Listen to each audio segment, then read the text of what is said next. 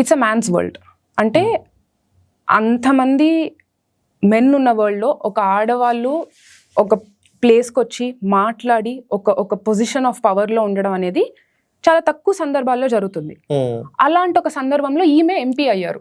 Okay, so అది ఆమె ఇంకా ఎలా నేను బెటర్గా చేసుకోగలుగుతాను, ఒక ఉమెన్ లాగా నేను ఇక్కడ రిప్రజెంట్ చేస్తున్నప్పుడు నేను సాటి ఆడదానికి నేను ఎలా ఐ కెన్ డూ బెటర్ అనేది ఆలోచించాలి.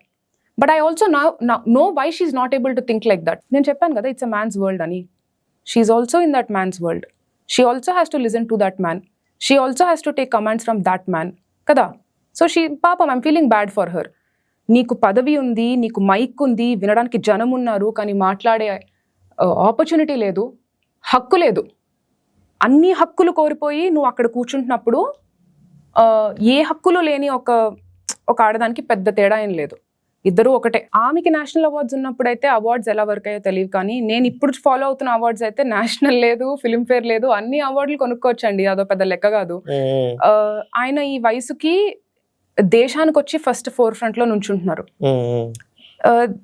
ప్రొటెస్ట్ చేస్తున్నప్పుడు ఎవరు అది లైమ్ లైట్ అండ్ విజిబిలిటీ కోసం చేయరు. ఎందుకంటే నీకు విజిబిలిటీ కావాలంటే ఇన్ సోషల్ మీడియా ఎరా బోల్డ్ మార్గాలు ఉన్నాయి నీకు విజిబిలిటీ కావాలంటే. నీ ప్రాణాలకి ఏమవుతుందో నువ్వు చెప్పలేవు. ప్రొటెస్ట్కి వచ్చిన ఒక పిల్లోడికి ఒక రైట్ కన్ను నుంచి కన్ను కనపడట్లేదు. ఆడవాళ్ళకి లాఠీస్ తీసుకుని they try to insert in there bodies. ఇన్ని దుర్మార్గాలు ప్రొటెస్ట్ రోజు జరిగాయి. అంటే ప్రొటెస్ట్కి వచ్చినప్పుడు ప్రొటెస్ట్ ఏంటి అనే ఒక కొంచెమైన అవగాహన ఉన్న వాళ్ళకి దాంట్లో ఎంత రిస్క్ ఉంటుంది అనేది ఖచ్చితంగా తెలుసు. సో అలాంటి ఒక పర్సన్ని నువ్వు పట్టుకుని నువ్వు నీ నేషనల్ అవార్డ్స్ గురించి ఏం చెప్తావు నాకు అర్థం కావట్లేదు. సరే, నీకు ఇంత నోరు లెగొస్తుంది కదా, మరి నీ గవర్నమెంట్ చేసే తప్పుల గురించి ఎందుకు లెగొట్లేదు?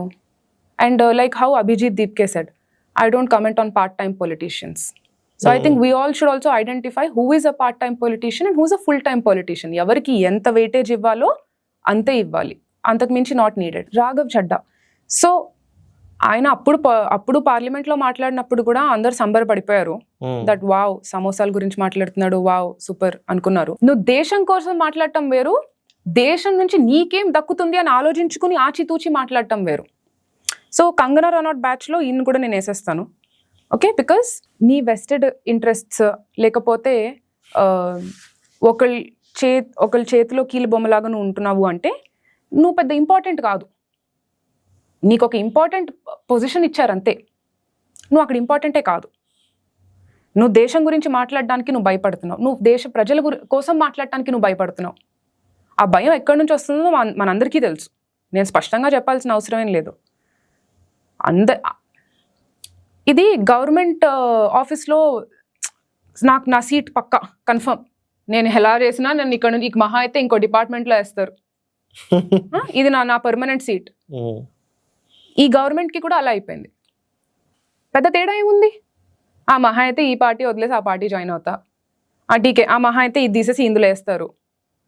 Dharmendra Pradhan is still a part of BJP. No, ఎందులో ఒక దాంట్లో దూరుస్తారు. ఆయన ఎడ్యుకేషన్ మినిస్టర్గా వెళ్ళిపోయారు అంతే. హిస్ పొలిటికల్ కెరియర్ డెంట్ ఎండ్.